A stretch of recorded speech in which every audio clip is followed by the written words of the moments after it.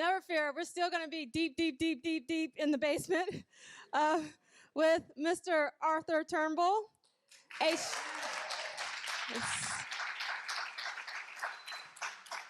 Okay. A show of hands. How many are drunk? My presentation is on the after shows that took place during the Lovesexy '88 tour. There were 9 shows altogether in 5 different countries.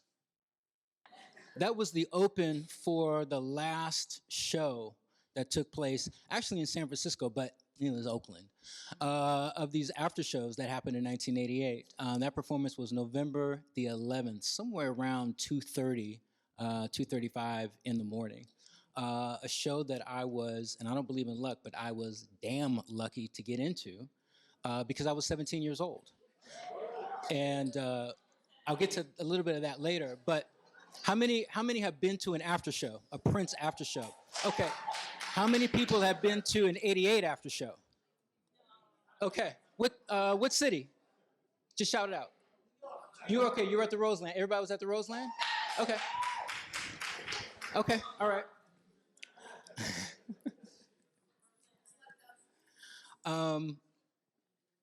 The highly orchestrated Lovesexy tour that we've heard so much about was just that, highly orchestrated, precision, to the point where yesterday Kat Glover said if you didn't make your mark right, you really physically could get hurt. The after shows were just the opposite of that. They were very dressed down. In many cases, the touring instruments could not fit on the stage. Dr. Fink always had one synthesizer with him. Sheila E. generally had a smaller rented kit because her touring kit just frankly could not fit on the stage. And in one example, Bonnie Boyer was without keyboards because her keyboards couldn't fit on the stage. And what this allowed for Prince was to be able to have a more direct connection with his fan base. My understanding is that roughly 300 people can fit in this room. If we had all 300 people and maybe about 50 to 100 more, that would be the size of like the smallest concert that actually happened during this period. And I'll get to that. And being at this show that I was at, it really, I mean, I was already a Prince fan. I'd been a Prince fan at that time for, I don't know, 10 years or so. No, maybe not that long, maybe like 8. But still, I had seen the Purple Rain show, but I'd seen nothing like this. I saw nothing like an after show. And the nothing like meant you saw a rock star outside of the bubble. And that was very different. And you saw him interacting with you because he could see you. He could see you on your phone, Tasha. He could see you all the way in the back. And you could react to that. He could hear you even without a microphone, depending on your proximity to it. And what that did is that just completely personalized the experience of being a Prince fan, because even though you have this mythic figure, a man that built his own myth, built and maintained his own myth. He was a terraformer. We all know Lovesexy was an excellent example of him building a world and having us all invited into it and exist within it. But now you could be able to touch him. You could see him. You know, you could see his shadow walking on the stage and things like that. He would talk to his lighting tech. He would talk to the sound man. And he would do this within the pattern and the rhythm of the music, all right? So that was just a very different experience. And what I'm going to attempt to do is cram an overview of 9 shows in 17 minutes. All right, Paris. My French is bad, my Dutch is bad, my German is bad, but I'm gonna do my very best. This is the club Le Bon Douche, and it's located in Paris. And as you can see, that's the sidewalk, that's the street. And the sidewalk there, and it's France, so the sidewalk is about as wide as this podium. And I'm really not exaggerating too much, but it's about as wide as this podium. And, you know, if you weren't paying attention, you would literally miss it. The club itself started out as a bathhouse, and it was opened in the late 19th century. And it was transformed into a concert venue in 1978. And it became a very exclusive spot for the celebrity elite.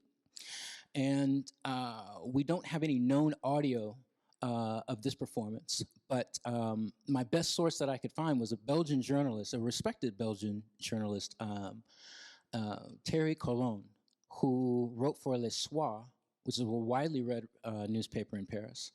And after the first Parisian concert in the main stadium, he attended a private party. Prince attended a private party on an island called Bois du Dolnèche, which is, I guess it's just outside of the suburbs, about 15 minutes outside of the edge of Paris. And he went to this party that was hosted by a model or some movie actress or something like that, you know. And he came there basically to kill time, because until preparations were made that they would be ready for a stage at Le Bon, he was waiting around. And going to that show, there was, and there's no known audio again, it was kind of a bare bones set. Mavis Staples was there. There's a rumor that, and substantiated, but there's a rumor that Jean-Baptiste Mondino was there and that he filmed some of the performance, but no video has surfaced. So, moving on.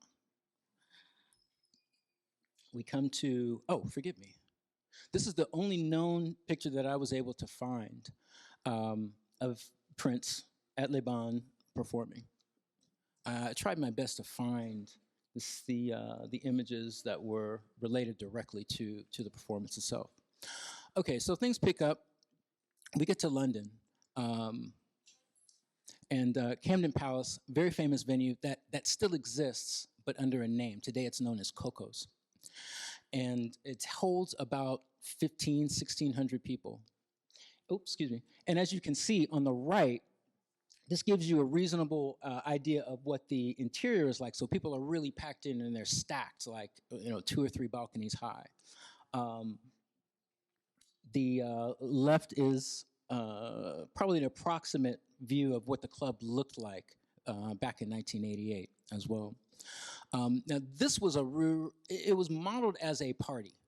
And this was likely a Warner Brothers sponsored party, an industry event, and a lot of celebrities came out. There were, Eric Clapton was there. Mavis Staples was there, you'll see her in a minute. Mickey Rourke came, Sinead O'Connor came. Ron Wood from the Rolling Stones came, and as I believe we saw in one of the videos in here, but Ron Wood played with him, played a version of Miss You. And a lot of these clips can also be seen on YouTube as well. The interesting thing about not Mavis Staples, forgive me. The interesting thing about Misha that you don't get when you listen to the recorder, and there is an incomplete bootleg that is available, was that Prince actually spotted her in the audience.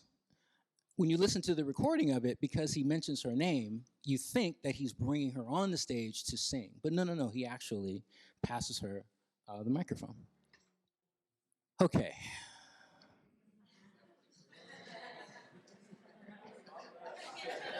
I could have done the whole thing on this particular show.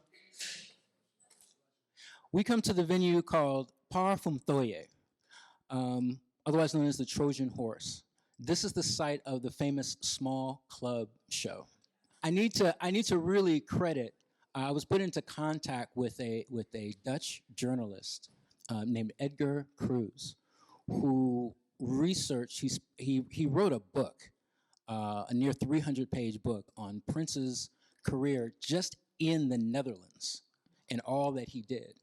And I was put in contact with him, and I purchased the book, which is all in Dutch, by the way. But this got great photos, but it's all in Dutch. But I was put in contact with him, and we corresponded through email. And he sent me some of his manuscript, again, in Dutch.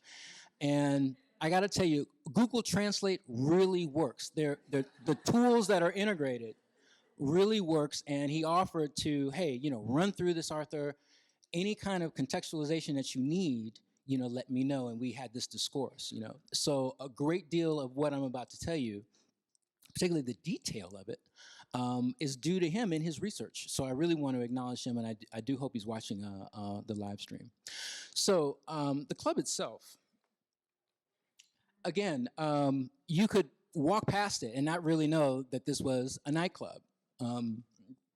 It holds about 700 people, roughly, and this on the right here. So this is the stage, okay? And so we're looking from a stage view out, and the club has been remodeled somewhat, but this is roughly, this is pre-remodeling, but this is roughly what Prince saw at that club. And so what you see behind the black veils there, one balcony going up to two balconies. Left and right are bars. Kind of like how a House of Blues layout would look. And after his second Netherlands Stadium performance, Prince wanted to play again. He wanted to do another show, and there were clubs that were scouted in Amsterdam. But because Prince and the group and the band, everyone was staying in The Hague, it made a little bit better sense to, hey, let's look around that area and see if we can find a club. So Prince's promoter contacted the manager of the Trojan Horse, a man named Herbert Boerdonk, Boerdonk. The club was available with a couple of caveats. One, their audio system hadn't been used for a few months, so they had to set that up. They knew they needed to get together what's referred to as backline. But that they also had to secure a drum set because, again, the stage was just entirely too small to house Sheila's touring kit. Prince also wanted the bars closed.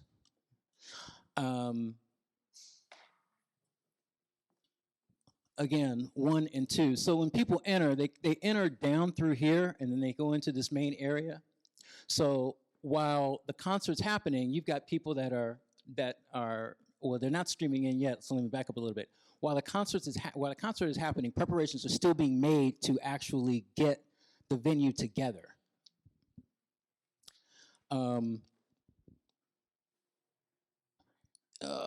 Sorry.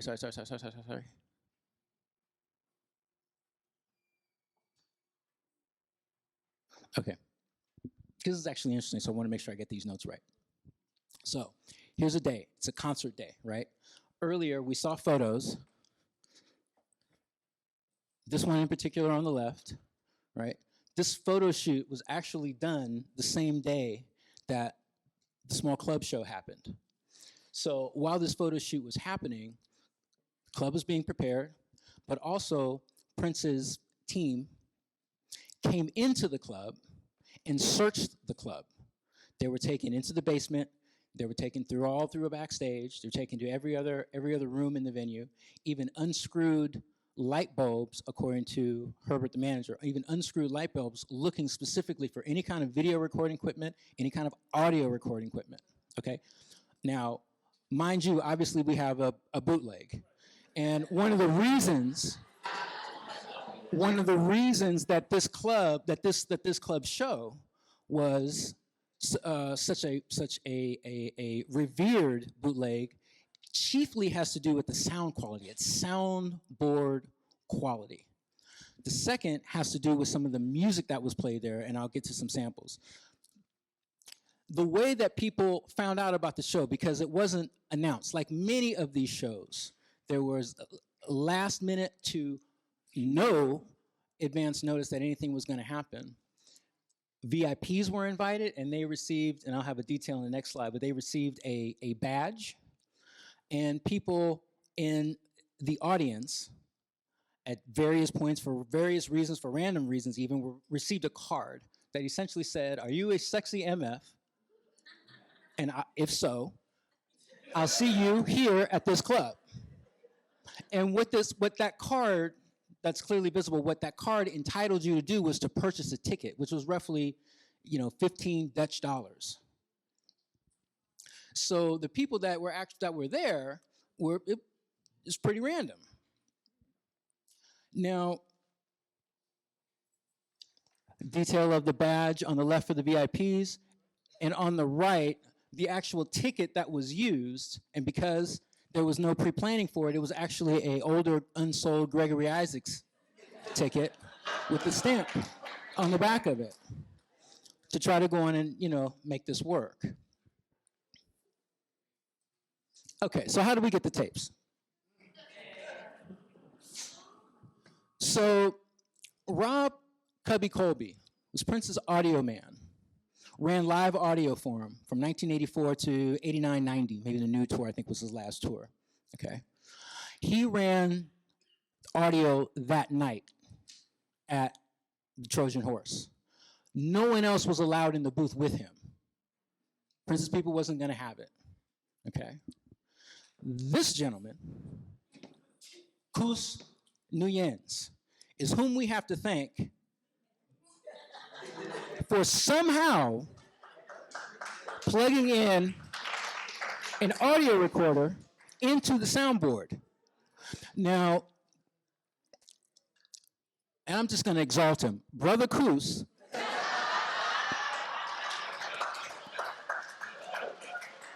passed away, died in 2012, so nobody can ask him. Herbert himself has no idea how he was able to manage to get a recorder plugged into the soundboard without Cubby knowing it, and made 2, shout out to TDK, SA90 tapes. Because he was a snob himself, clearly. His role was what's referred to as a pop coordinator. And it's essential to inside sales, outside sales, business to business sales, business to consumer sales, a specialist for a particular channel. And Kus handled the pop channel.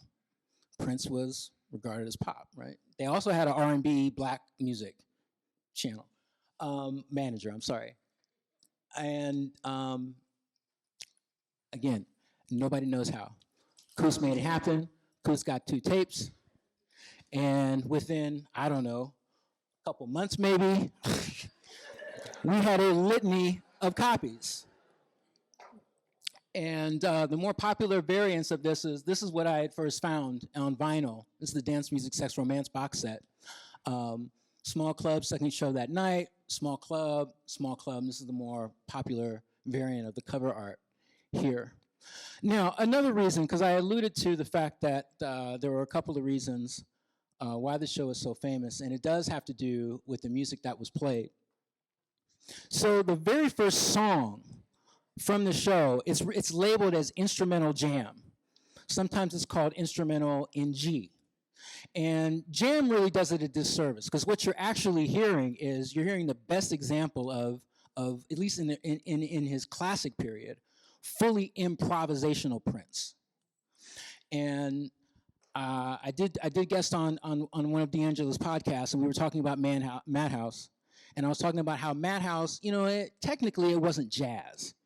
It was fusion, and there's nothing wrong with that. But the reason why it's not jazz is because in what's known as jazz music, improvisational music, you're really dealing with the communication between the musicians to affect an agenda.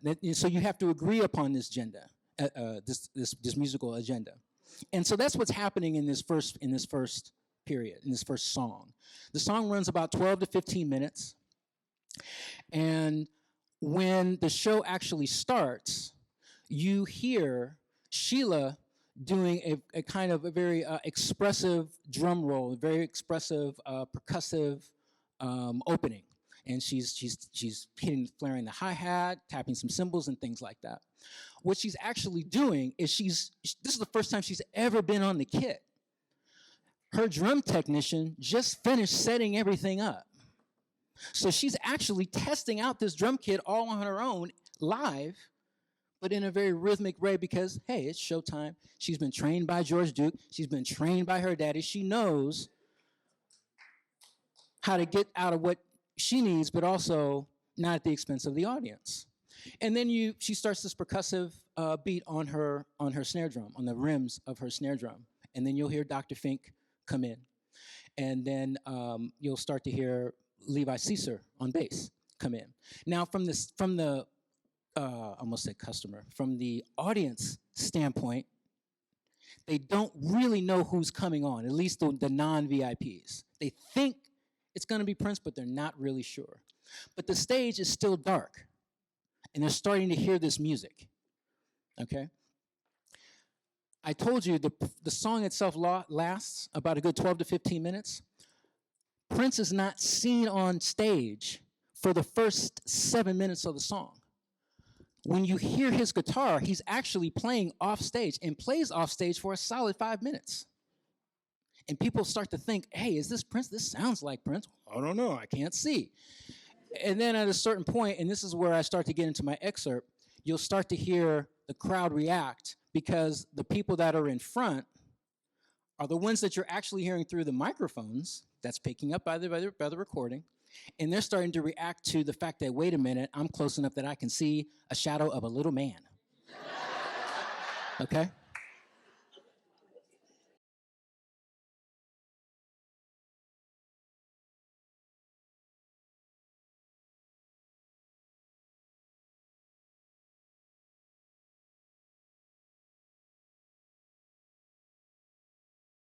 The outfit that Prince was wearing was very different than the outfit that he wore at Camden, which was much closer to what he wore on stage. I called him back. I said, hey, you know, you might want to check this out. I think we got something here because my guy Edgar told me that people saw Prince in a sheer outfit coming out using his, I can't pronounce the name of it, but this Oswald Model C guitar, whereas Camden, he had the teal, you know, Purple Rain style guitar, and that he had on this cape, you know. So after some deliberation, it was sent off to Edgar. Edgar conferred with Prince Vault. Prince Vault got updated. Somebody called me and said, yep, you know what? We are 99% sure this is actually from the small club performance. Now, why is that important?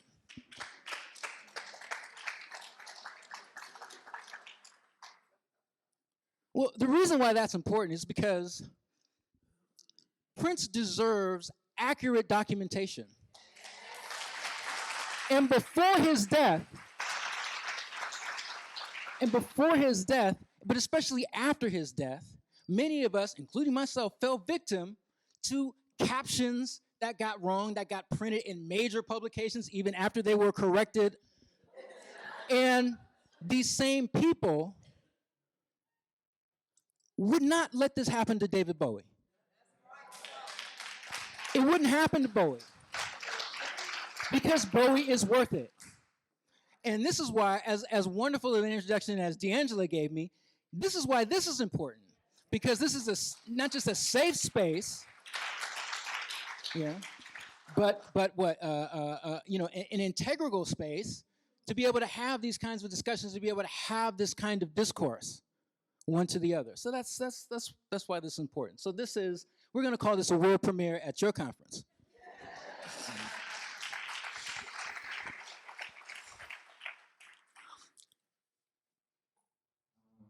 And by the way, we found another one too. This was also from part, people documented an outfit change and a guitar change that Prince made. And in the second half of the show, he brought Bonnie out. And let me say, Bonnie Boyer, she was featured heavily in every show. There was always a segment of every after show where Bonnie Boyer would come out and she would take lead. And so Prince would showcase her heavily. He changed to his purple outfit, switched his guitar up. So we found 2 photos from part. Now, another interesting thing about this performance was that there was a debut of a song, more of an idea, really, that Prince wrote reportedly the night before or 2 nights before. And we know that that was possible because I've seen some of his writers, and every hotel that he stayed at, he would request a grand piano be hoisted up into into the room. And this song is called People Without, and the lyrics, I think he was kind of sketching out his ideas, but it follows the same Black Album to Lovesexy, Cross the Line theme that was happening for him during this period, and talking about people without do these things, these illicit things, do cocaine, have sex without love. But people without, well, the implication is people without God, people without some spiritual center. I edited this because it is a longer song, but I wanted you to get an idea of the opening of it and a part of the transition that's about maybe 6 minutes thereafter. Now, this is Prince, Levi Caesar, Sheila E. on a completely dark stage. They did this in the dark. One thing about that too, it's very likely that Sheila nor Levi had heard that song before, so he's counting this off, in real time. Let's jump to the next show that happened in Hamburg, Germany. Grow the Freiheit. I didn't do that very well.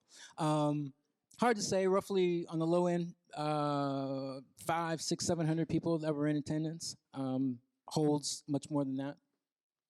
Interesting thing about this venue, it's actually a very famous venue.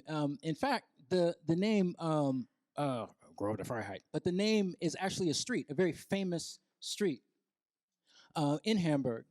The club is on the left in the smaller, the exterior of the club is in the smaller photo. This is the interior of the club looking from the stage. So you've got this wide vista that's happening here. Of all the European after shows, and really of all these after shows in total, this show itself was structured most like a concert, where you had a piano section in the middle, and then you had sort of a highlight of a guest that would also come on. So you kind of got both of the experience, sort of an alternate Prince concert, and an after show spontaneous experience, all rolled up into one.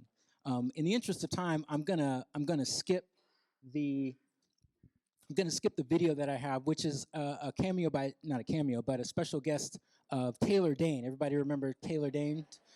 Okay, it's like, what's she doing at a Prince concert? Well, she was at a Prince concert. But one thing I wanted to note too, this is a photo of him there at this performance. This is obviously the entrance of the club, but if you can look above the G, you'll see Prince in red, referring to this show. So many of us have heard People Without, what I just played, because it's from the small club bootleg. How many people have heard the second version of People Without? Okay. He did this second version that I'm about to play.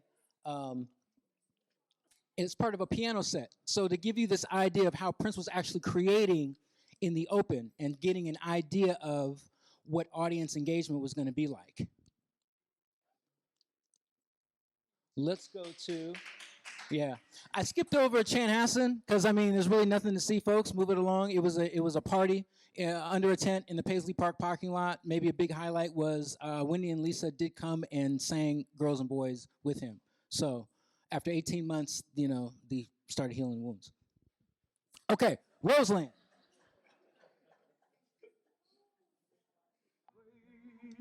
This is Wade in the Water, done in this beginning section here.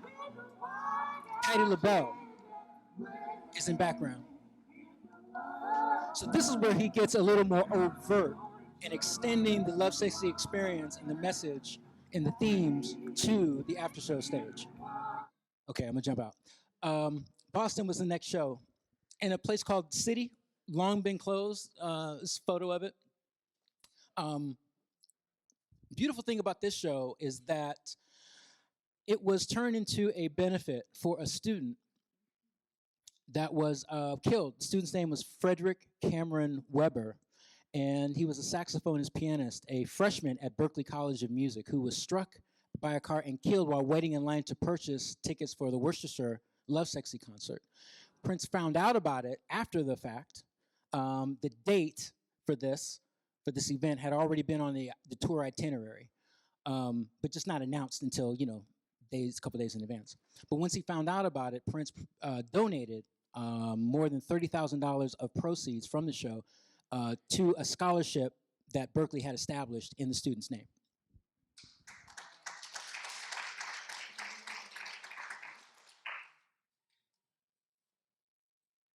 Okay, the Palace, Hollywood, now known as Avalon. Final show.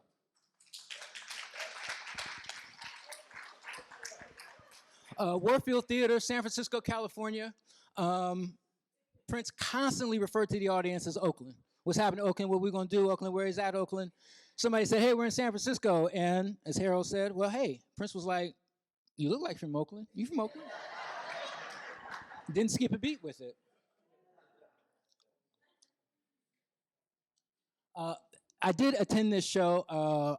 Myself, a friend of mine named Darren McManwalla. I hope he's watching.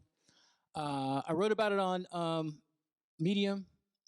You can go home and getting to see Prince is what I told my friend after we had stood outside of the Warfield with tickets, but wasn't allowed to get in because it was, in fact, a 21 and over show.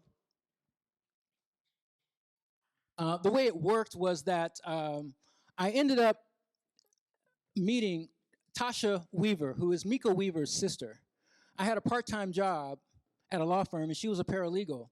And when the Lovesexy tour was coming to Oakland, I started talking about it because I was so excited. And she was like, oh, you like Prince? Well, my brother plays for him. I'm like,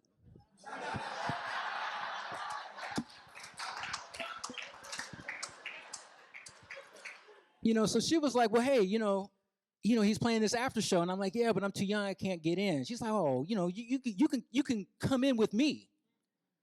All you need are tickets. Well, it turned out that the next day, without any request, and I didn't even know about it, but she came in, she gave me a cassette tape, and it was the Black Album. So I had the Black Album in November of 1988. So I was God almighty at my high school. But I did detail it much more accurately and much more detail in the post on Medium. But suffice it to say, I took that Black Album, I made a copy of it, I went to a Ticketmaster, and I told the guy, hello, I got this Black Album. You can have it. Just look the other way when I show you an ID that does not say that I'm 21 so I can buy these 21 tickets. He did.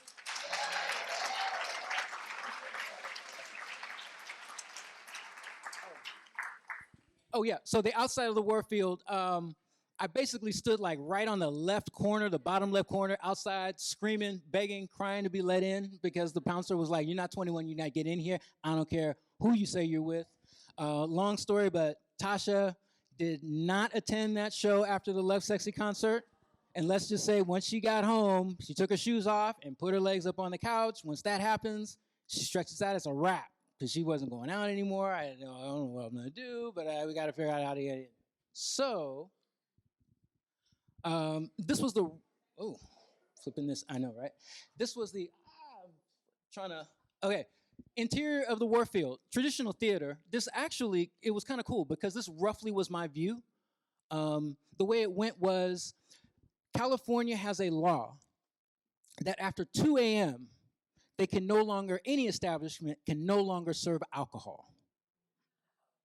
So what I can ascertain, because I wasn't told directly, what I can ascertain was that because it was after 2, because I actually had valid tickets, and because I stood out there for 2.5 hours looking real sad, a manager came and got me, brought me in, escorted me to 2 seats, my friend and I, and he said, you all sit here. If I see you out of these seats before the show's over, you're out.